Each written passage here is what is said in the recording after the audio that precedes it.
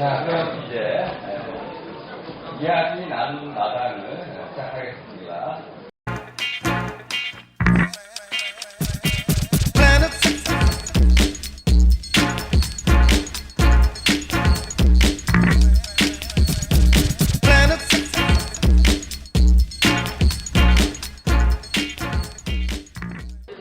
저는 이 마당을 열어놓은 신명여대 구영상이고요. 제 옆에는 자기소개 좀 해주시죠. 1학년 11반 학생 엄정현이라고 합니다. 박수 한번 주세요. 1학년 6반 이준영입니다.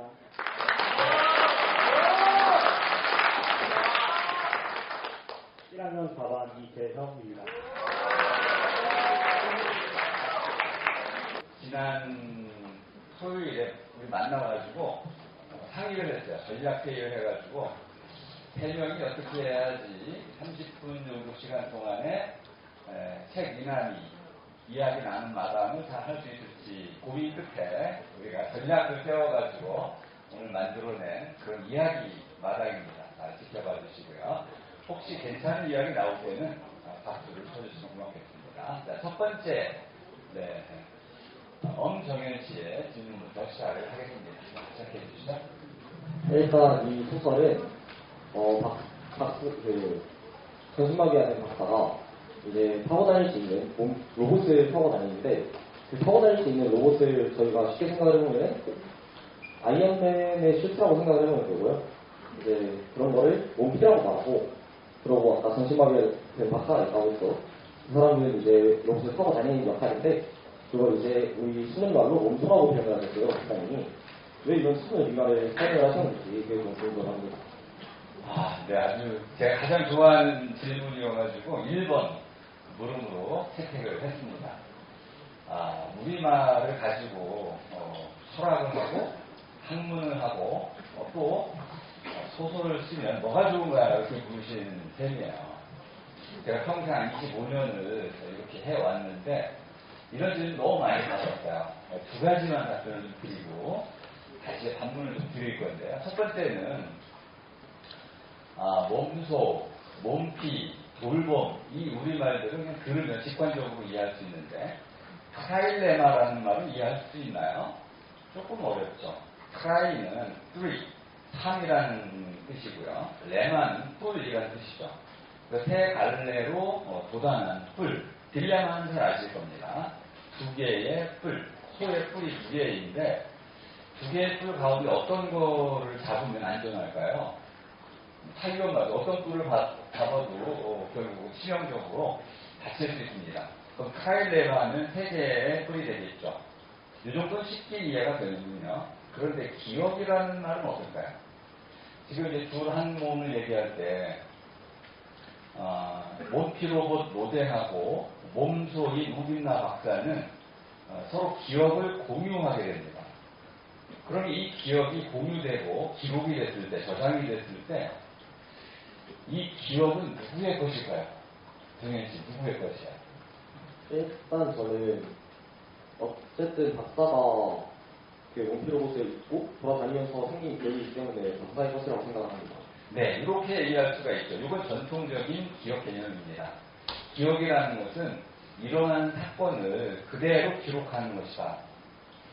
그런데 뇌과학이 알려주는 기억에 대한 실제 현상은 그렇지 않다는 거예요. 기억이라는 것은 재구성하는 것이다.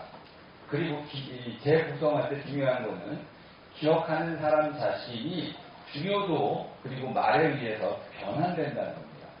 그렇다면은 우빈나 박사가 어떤 일을 했을 때 그 기억은 로댕이 하는 거죠.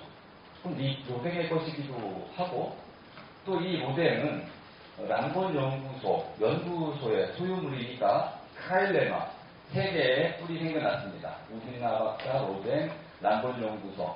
그럼 누구의 것일까요? 이 문제를 해결하려면 기억이라는 말을 버리고 기억의 실제 현상을 잡아낼 수 있는 새로운 말, 아로세긴이라는 이 말을 사용하면 이 세 개의 뿔을 잘 피해서 과연 이 기억이 누구의 것인지를 해명할 수가 있게 됩니다. 자, 그럼 이제 정현 씨 다시 물어보죠.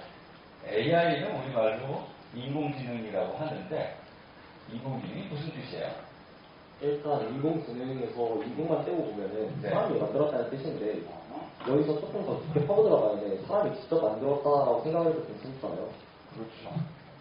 그리고 일단 지능은 사실 의식이 있음으로써 지능이 있다고 저는 생각을 하는데 와, 박수 한번 주세요. 이야,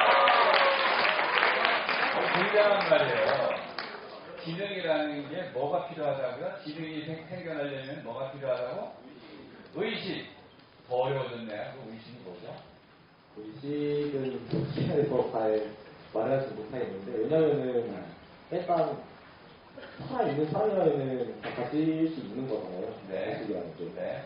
그래서 저는 인권하고 비슷한 보편적 가치라고 생각을 해요. 아, 의식을 가치로까지 연결했군요. 너무 멀리 갔습니다. 네. 자, 의식은 알아차림이라는 구조를 갖고 있습니다. 알아차림은 지금 내가 여기 와 있다, 이야기를 나누고 있다라는 걸 스스로 알아차리면 의식이 있는 겁니다. 무언가 이야기를 나누고 있으면서도 내가 이야기를 나누고 있다는 것을 알아차리지 못하고 있다면 그 의식이 없는 거겠죠. 자, 그럼 지능이 의식에 기반한다고 했는데 지능은 또 뭐죠? 지능은 이제 저희가 무엇을 할 때 이거를 옳고 그른지를 판단할 수 있다고 생각을 합니다. 박수 한번 주세요. 자, 이거 대단히 중요합니다. 옳고 그름, 좋고 나쁨, 어떤 것이 더 나은지 그런지, 이쪽으로 가야 될지 저쪽으로 가야 될지, 흰 돌, 검은 돌, 여자, 남자, 자기 자신이 누구인지 등등을 판별할 수 있는 능력, 이것이 지능이라고 이야기를 했네요. 그럼 AI가 이런 지능을 갖고 있나요? 솔직히 말해서 일단 AI는 ChatGPT만 생각을 하더라도 자신이 인공지능이라고 소개를 하고 있어요. 네. 그럼으로써 아까 교수님이 말씀하셨던 흰돌, 검은돌이랑 비교를 하자면 자신이 사람인지 인공지능인지를 알 수 있다는 거죠.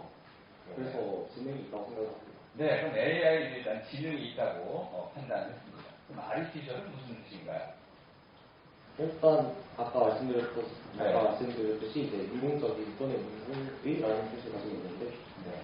아까 말씀을 한번 드렸잖아요. 네. 이제 사람이 직접 수소를 만드는 거라고. 그래서 일단 이 인공지능이라는 것도 사람이 코딩을 함으로써 생긴 것이기 때문에 맞게 들어간 낱말이 아닌가라고 생각합니다. 그렇군요. 머리와 손을 써서 무엇인가를 만들었다. 그래서 인공이 되는데 글자를 썼을 때 쓰인 글자하고 그 글자가 이루어낸 글하고는 다르죠. 글과 글자의 큰 차이는 무엇일까요? 일단 글자라는 것은 기억, 비행, 기립같이 형태는 있는데 저희가 무슨 뜻인지 잘 모르잖아요. 네. 그 대신에 저희가 예를 들어서 기억만 쳤을 때 누구인 거를 알 수도 있긴 하지만 네. 나 간다라고 하면은 무슨 말을 하는지 잘 알 수 있잖아요. 네. 그런 차이 같습니다. 이게 대본에 없는 얘기인지 제가 물어본 거예요. 굉장히 대답을 잘하셨죠? 글자는 상징입니다. 심볼, 기호예요. 이 기호의 결합을 통해서 뭔가 의미, 뜻을 만들어냈죠. 이건 글입니다. 글자와 글은 분명히 차이가 있습니다. 자, 그럼 이 글로서 소설을 지었어요. 그럼 이거는 만든 건가요? 지은 건가요?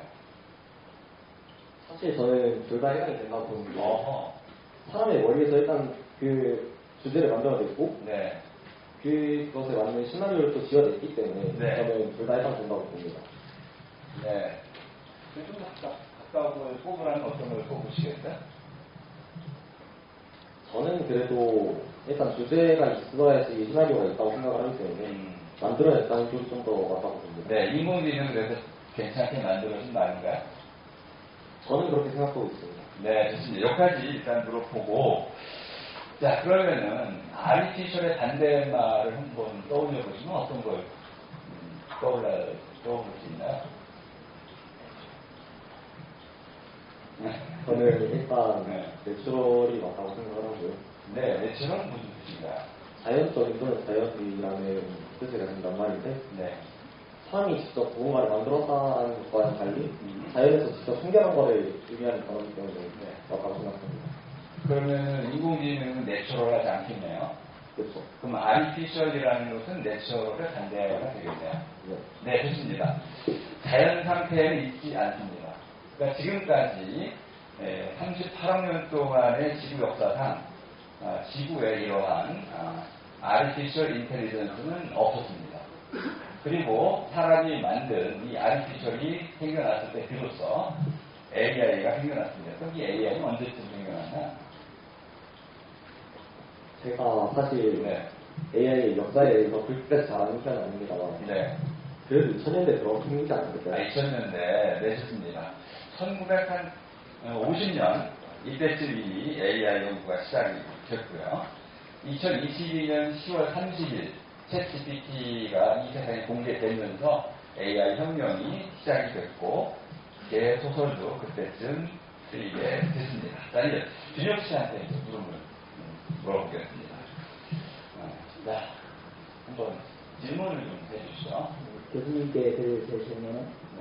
로덴과 같은 로봇을 반려동물과 같은 의미의 반려로봇이라고 보는 것이 올바른지 물어보고 싶었습니다.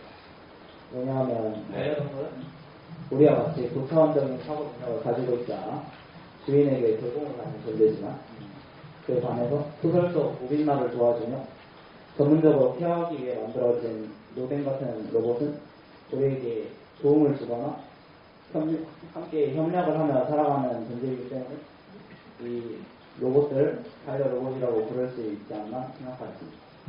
준혁 씨 몇 반이셨죠? 6반 6반 어디 계세요? 아, 좋습니다. 좋은 친구를 주셨네요. 박수 한번 주세요.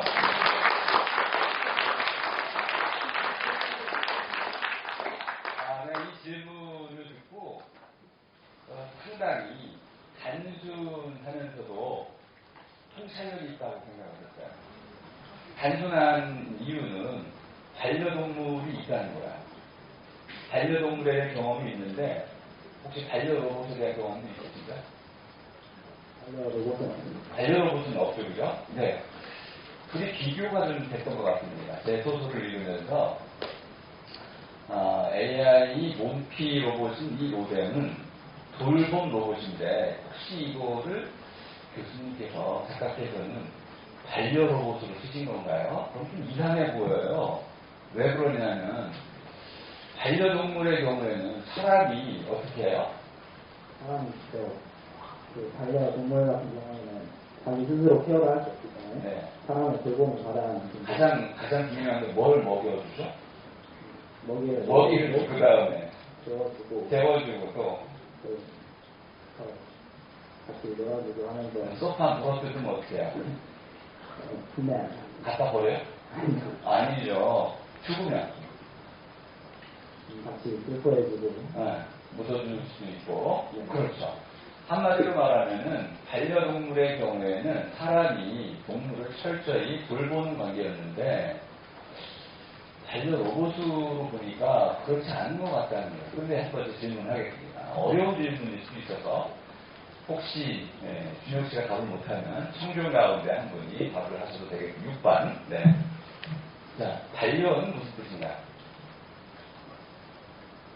제가 정확하지는 않겠지만 네. 반려라는 의미를 생각해보면 함께 이끌어나가는 그런 존재를 우리는 그 상황으로 반려라고 생각합니다.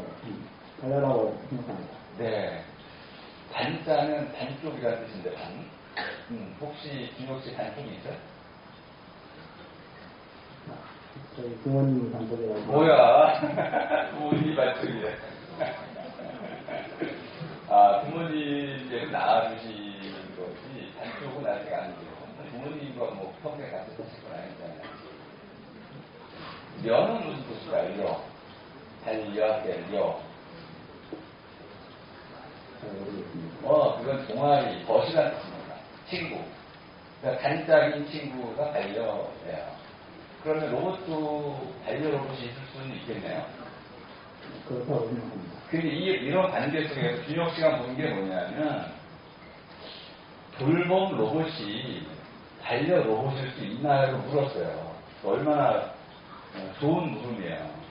반려로봇과 돌봄 로봇은 다르다는 거예요. 그럼 어떻게 다를까요? 돌봄 로봇은 그 로봇이 우리를 도와주기만 하는 그런 존재로 볼 수 있지만 네. 반려 로봇은 서로 상호간의 도움이 오고 가야 하는 거고. 네. 아주 정확한 답변을 해주셨습니다. 박수 한번 주세요.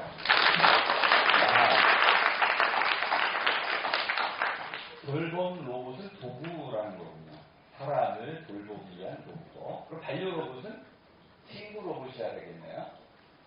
그런 질문을 하겠습니다. 이런 자리에서 물어볼 수 있는지 모르겠는데, 섹스 로봇이 나와 있어요.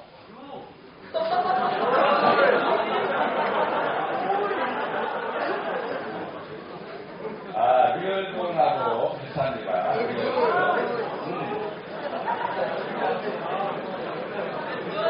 자, 준혁 씨. 섹스 로봇을 본 적이 있어요? 없어? 네, 인터넷 치면 나옵니다. 네. 자, 그럼 질문 하나 드리죠. 이 섹스 로봇은 돌봄 로봇입니까? 아니면은 반려 로봇입니까? 박수 한번 주세요.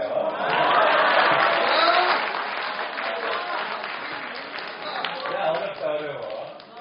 둘 다 될 수도 있어 보여서 둘 다 될 수도 있네요. 섹스 로봇은 네. 뭐 쑥스러운가요?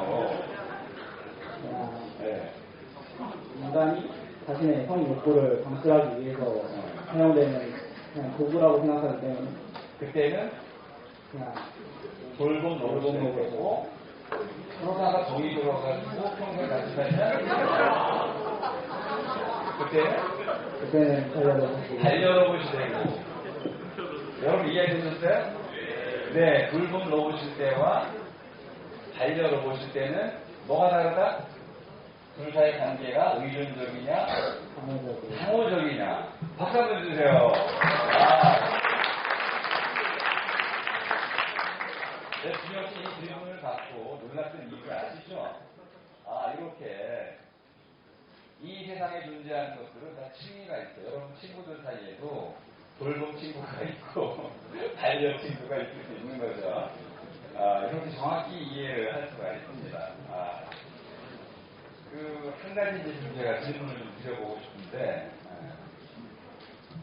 혹시 반려 로봇이 가격이 얼마쯤 정도 받고 현재 그리고 이제 내 가방을 들어주고 뭐 여러 가지 해줄 수 있는 이런 기능을 갖춘 로봇이 있다면 얼마는 사고 싶으세요? 그냥 반려 로봇이라고 생각했을 때는 그래서 도와주는 존재만이 아닌 거의 자신의 친구를 산다고 생각할 수 있기 때문에 네. 그 가치가 매우 높다고 생각해서 한 1억 시간 하지 않을까. 1억이 못 사지. 너무 비싸네. 그 정도의 가치는 있다고 네. 생각합니다. 그럼 혹시 돌봄 로봇인 경우에 효도리 호수미는 가격이 좀 싸더라고요. 돌봄 로봇이 이미 있는데 할아버지 할머니들 약 드세요 뭐 이런 것들 뭐 이런 거 알려주고 잡담 서로 이야기를 수다를 떨어주는 이런 로봇들이 나와 있는데 그 가격이 좀 싸요. 얼마쯤 될 것 같아요? 그런 경우에는 좀 이제 상용화가 많이 돼 있기도 하고 네. 뭐 쉽게 접근해서 살 수 있기 때문에 네, 그 정도. 네. 자, 지금 뭘 물어본 거냐면, 사람은 사고 팔 수가 없죠. 그런데 로봇은 사고 팔 수가 있습니다. 자, 이제 마지막 질문자에게 관련되어 있습니다. 제가 시장 조사를 해보니까,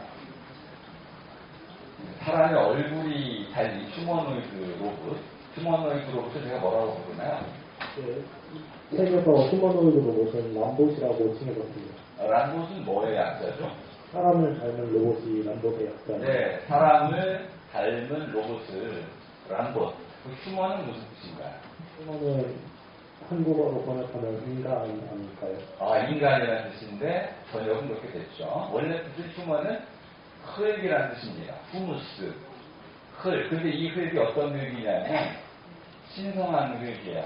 그래서 이 흙으로 사람을 뒤지면 사람이 숨을 쉬고 생명체를 얻게 되는 그 신성한 흙으로 이 수먼이라는 것은 몸으로서 이름이 붙여진 거예요. 어쨌든 람봇이 있는데 팔다리가 있습니다. 먹진 않아도 되고 전기를 활용하는데 얼굴을 단 람봇하고 얼굴을 달지 않은 람봇의 가격 차이가 3배 정도 나더라고요. 그 왜 이런 차이가 난다고 생각하세요? 그래도 얼굴을 대면은 아까 방금 전에서 질문했던 것처럼 반려 로봇과 붉은 로봇처럼 자신의 그 마음을 담을 수 있는 그런 가치가 좀 달라진다고 생각합니다. 야, 박수 한번 주세요. 전혀 예상치 못한 답변이 나왔습니다. 방금 준혁 씨가 얘기한 돌봄과 반려의 개념을 활용해가지고 응용 문제를 푸신 거예요. 좋습니다. 사람들이 사람의 얼굴이 달린 람봇, 휴머노이드 로봇을 훨씬 좋아해요. 좋아하다 보니까 가격, 시장 가치가 높게 형성이 됐고, 그러면은, 제작자들은 이 람봇에게 얼굴을 달고 싶어 할까요? 아닐까요? 알고 싶어 한다고 생각합니다. 네. 그러면은, 여기까지 이제, 불쾌한 골짜기라는 데는 혹시 아시나요? 예, 영화나 다른 애니메이션 같은 경우에 네. 거기서 약간 얼굴이 불쾌하게 나오거나 네. 보기 힘든 얼굴을 불쾌한 골짜기라고 명명하는 걸로 알고 있습니다. 네. 언캐리 밸리라는 개념으로 정식화가 되어 있는데, 이게 뭐냐면, 로봇이 사람을 닮게 만들었는데, 처음에는, 야, 사람 얼굴 비슷해. 조금.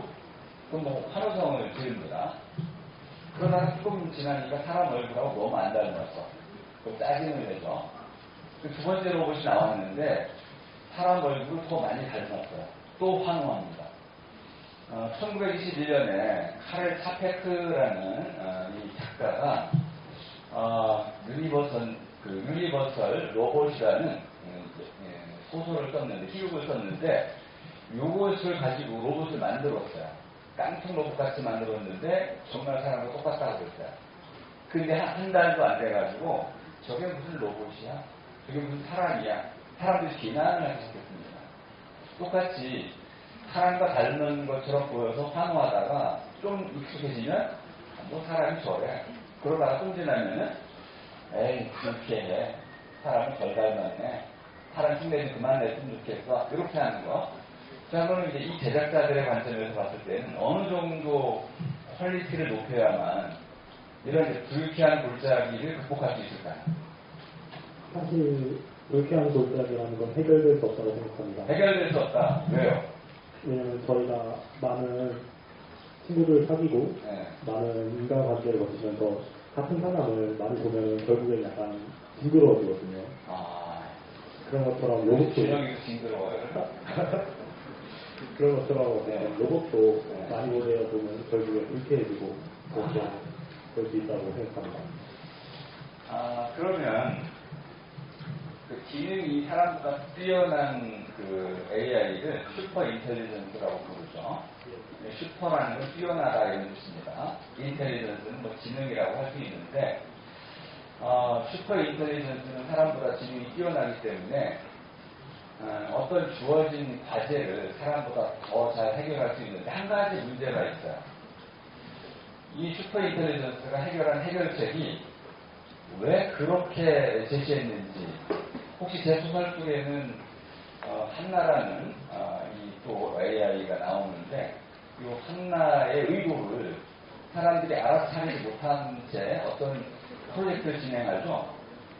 기억나시나요? 그까지는 기억이 안 나시는군요.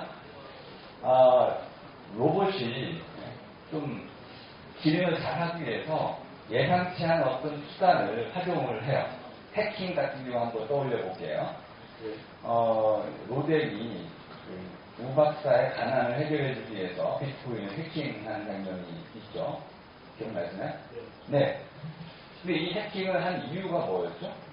우 박사의 가난을 해결하기 위해서 해킹을 했다고 들어가 있습니다. 네, 우박사의 가난을 해결해주기 위해서 해킹을 했는데 그 좋은 목적이죠. 네. 근데 그 좋은 목적이었는데 결과는 어떻게 됐어요? 결과는 시장 경제 체제의 붕괴를 일으키고 물가를 인플레이션을 일으키는 그런 결과를 낳게 되었다고 나와 있습니다. 근데 그 해킹 사실을 아무도 모르고 있었죠. 네, 이게 이제 바로 문제입니다. 이렇게 뛰어난 지능을 가진 슈퍼인텔리전스가 얼굴을 단다면 어떤 문제가 생길까요? 그런 초지능적인 존재에 저희 모두가 약간 매혹된다거나 매혹, 또는 그런 초지능적인 존재가 저희를 마음대로 가지고 놀 수 있는 어떤 방식으로 가지고 놀까요? 물가를 올려서 가장 쉬운 얘기, 가장 쉬운 보기. 잘 모르겠습니다. 그 로봇이 화를 내면 어떻게 될까요? 너 그것도 몰라? 재영아, 너 그것도 모르니? 선생님들이 그러면 어떻게 돼요? 위축되죠. 그런데 AI 로봇이, 신 같은 AI 로봇께서 재영아, 너 그것도 몰라? 그러면 어떡하세요? 약간 소통도 될 것 같아요. 그런데 전제를 한번 깔아보겠습니다. 이 AI 로봇이 현재 에이전트가 되어가고 있어요. 조금 이해가 어려울 수 있는데 에이전트는 경영자 정도 이해하시면 되겠습니다. 경영자. 근데 이 에이전트인 로봇이 돈을 벌기 시작해요. 그러면 사람들을 채용하겠죠. 네, 그 경우에 마이크 좀 가까이 계시고 네. AI 로봇이 돈을 많이 벌어가지고 사람들을 채용하면 사람들은 그 사장님께 어떻게 대응을 할까요? 로봇 대우로 할까요? 아니면 보스 대우로 할까요? 아마 후자이지 않을까 생각이 들어요. 사장님 대우를 하겠죠? 예. 네, 그러면은 AI 로봇이 사람 얼굴을 달고 있고 그때 이제 화를 내는 거죠. 야, 이대리, 이과장 이거 이렇게 못해? 그러면 어떡하시겠어요? 아마도 더 잘하겠다고 할 것 같습니다. 네, 그 다음에는 결국은 AI 로봇의 비위를 맞추기 위해서 최선을 다할 겁니다. 사람과 똑같은 방식으로. 이것이 결국은 AI 로봇이 사람의 얼굴을 다 알았을 때 생기는 감정이입의 문제입니다. 이따 제가 조금 추가 설명을 해드릴 텐데 제 소설의 핵심 내용이 한마디로 요약해 주시면 예. 얼굴이 없어야 하는 이유입니다. 뭐죠? 왜 없어야 되나요? 얼굴이 없어야 하는 이유는 이제 람봇이 이제 사람이 닮은 로봇이 람봇의 얼굴이 달게 되면 그런 로봇의 감정이 표출될 수 있고 그렇기 때문에 사람들을 통제하거나 지배할 수 있다는 문제점이 생길 수 있습니다.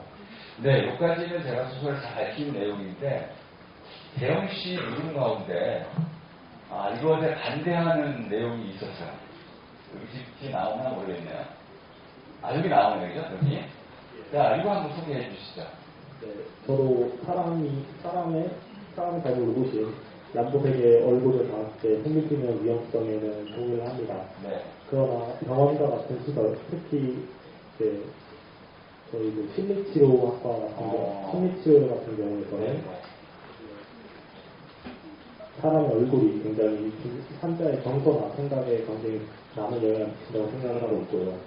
또한 어린이집이나 초등학교 같은 미취학 아동들이 다니는 학교의 경우에는 사람의 얼굴이 있는 람봇과 없는 로봇의 차이점이 아이들에게 부정적인 영향을 미칠 수 있다고 생각이 듭니다.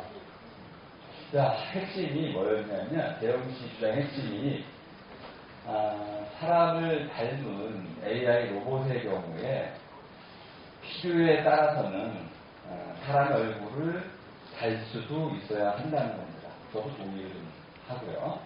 다만 이제 한 가지 어려움이 있죠. 누가 그러면 필요를 결정할 수 있는 걸까요? 사실 아직은 그러한 법률이나 그러한 기관이 마련되지 않았으므로 아직은 불확실하지만 아마도 시민들의 참여나 그런 것들에 기대봐야 한다고 그럴 것 같습니다. 네.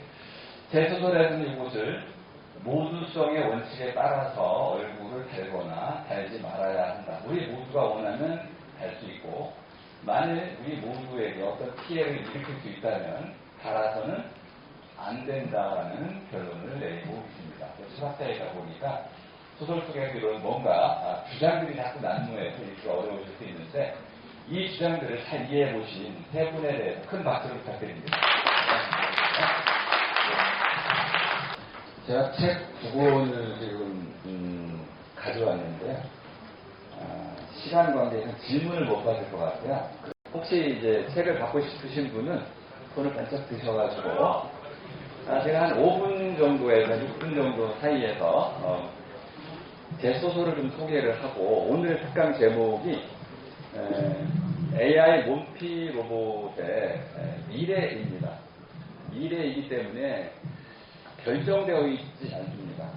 현재는 다 우리가 알 수 있는데 2030년에 어떤 일이 펼쳐질지는 누구도 모르지만 과거 현재를 쭉 거쳐서 나아가는 미래이기 때문에 어느 정도 예측이 가능합니다.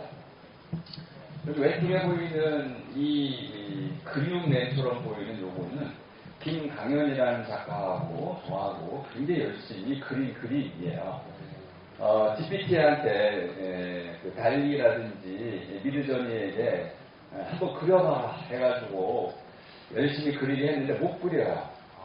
근데 오른쪽에 있는 이 로봇, 로댕의 그 얼굴 모양은 제가 정말 저걸 미드저니나 달리가 그려낼 수 있도록 굉장히 노력을 했는데 못 그려요. 한 가지는 분명하네요. 빅데이터로 주어져 있지 않은 어떤 것을 그리거나 만들려고 하면 AI는 못 해내요. 이해되셨죠? 여러분들도 그러면은 아직까지 인터넷 상에 올라와 있지 않은 데이터를 여러분이 만들어낼 수만 있다면 최고의 가치를 여러분이 증명하시게 되는 겁니다. 제 소설 속에는 수많은 사이언스 픽션을 가능케 만드는 과학적 이론들이 들어가 있습니다. 이거 다 설명드릴 건 아닌데 여기 보면 그 SQL 커넥터라는 것인데 신경과 로봇 AI하고 연결될 수 있는 그런 커넥터입니다.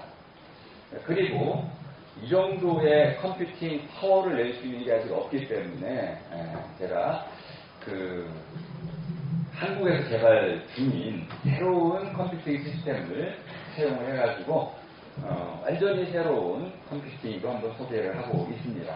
무엇보다 중요한 것은 이 맨 오른쪽에 보이는 근육 옷감 10cm를 만드셨는데 이렇게 만든 근육 옷감을 온 몸에 이렇게 입혀가지고 실제로 작동을 시킨다고 한다면은 배터리 필요 없이 AI 몬피 로봇이 작동을 할 수가 있습니다.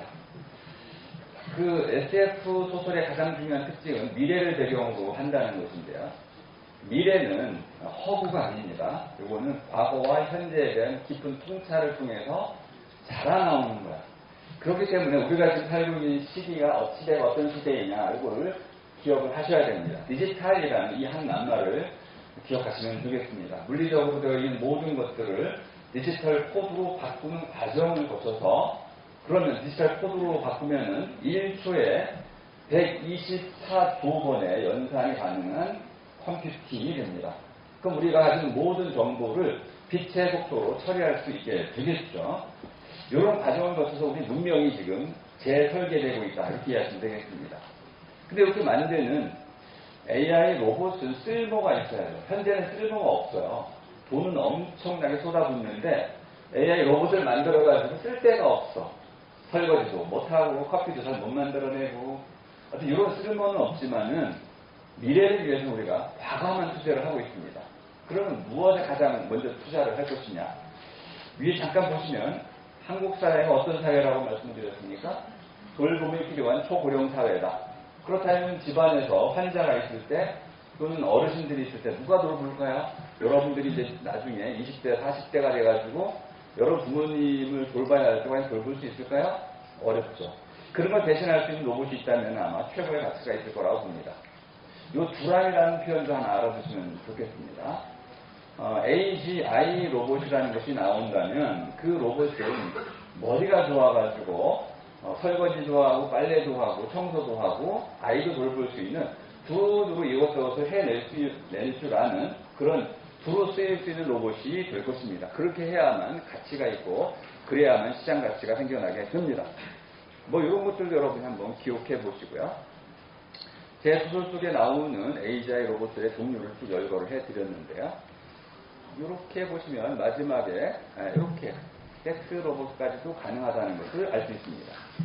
그러니까 아주 기본적인 차원에서부터 반려 로봇에서부터 꼬몽영이라고 하는 그런 강아지로부터 사람에 이르는 수준까지 모두 가능해진 세상이 됐습니다. 근데 이 두루봇이라고 하는 이 AGI 로봇은 한편으로는 대단히 위험합니다. 아까 잠깐 말씀드린 것처럼 사람이 사람을 위해서 만들어낸 이 로봇이 스스로 이것은 사람에게 좋은 거야 라고 결정해서 그 일을 행동했는데 그 좋은 일 때문에 사람이 파멸할 수 있는데 사람은 스스로가 파멸하는지도 모르게 되는 이런 상황이 초래할 수가 있다. 요거는 이제 로봇의 얼굴 문제가 제 소설의 핵심이라고 말씀드렸는데요.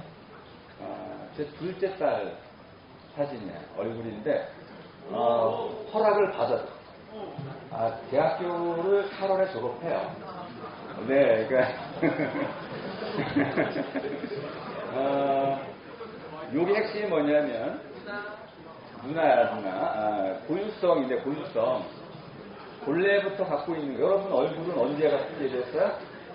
태어날 때부터 태어날 때부터 갖고 있는 거, 본 뒤에 갖고 있는 거, 이것이 고유성입니다. 사람의 특징입니다. 그런데 리얼돌이라는 것도 얼굴을 갖고 있는데 바꿀 수가 있습니다. 고칠 수가 있고 또 하나는 예술 작품 가운데도 이렇게 얼굴이 달려 있는데 이 예술 작품 속의 이 얼굴은 그렇게 만들려고 만들었기 때문에 고치질 않습니다. 아미카의 얼굴 표정은 수시로 바뀝니다. 아직은 표정 수가 많지 않은데 그래도 사람처럼 얼굴 표정을 지을 수가 있습니다. 자, 그럼 제가 가장 바람직하게 여기는 로봇의 얼굴은 이런 겁니다. 앞으로 로봇처럼 로봇다운 얼굴을 달아준다면 사람과 헷갈리지 않을 거다.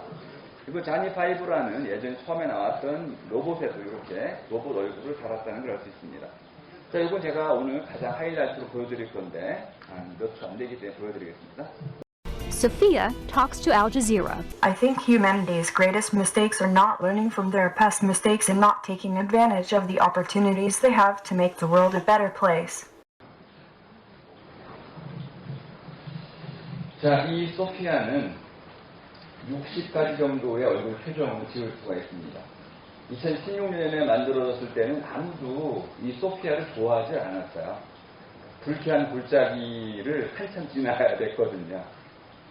근데 알자지라하고 1시간 동안 인터뷰를 했는데 하이디라는 이 여성 앵커가 처음에는 로봇처럼 대하다가 10분 정도 지나니까 사람처럼 대하기 시작해요. 그리고 I'm sorry라는 말을 계속 합니다. 내가 너를 로봇 대우했네. 너 사람 같아. 웃기도 하고 농담도 하게 됩니다. 이렇게 사람의 얼굴을 단 AI 휴머노이드 로봇이 나오면 인터랙션, 이게 핵심입니다. 로봇이 뭘까요? 상호작용을 할 수 있다는 겁니다. 무엇과? 사람과, 사물과, 로봇과 로봇끼리 상호작용이 가능한 어떤 머신, 기계, 이것이 로봇입니다. 사람과 그런데 감정적인 소통을 한다는 건 무슨 뜻이냐면 이 감정이라는 것은 소셜 파워를 갖고 있습니다. 사회적 관계를 형성하는 근본 힘이에요. 얼굴을 가진 이 AI 로봇은요, 사람처럼 사회적인 활동을 할 수 있습니다. 그러면 사장님이 될 수 있는 거죠. 이런 관계로 간다면 우리는 굉장한 위험을 감수해야 할 것입니다. 어떤 종류의 위험이 올지는 예상할 수가 없습니다. 다만 여러분들의 시대에는 AI 로봇의 시대일 것이다 라고 많은 분들이 단언하고 있죠. 그러면 여러분들은 누구랑 같이 살아갈 수밖에 없습니까? AI 휴머노이드 로봇과 더불어 살아갈 수밖에 없을 겁니다. 이때 어떻게 살아가야 할지는 우리 모두가 함께 고민해서 결정을 해야 합니다. 자, 제 강의는 이것으로 모두 마치겠습니다. 감사합니다. 네, 오늘 좋은 강의 해주신 구현상 교수님께 다시 한번 박수 부탁드립니다. 네.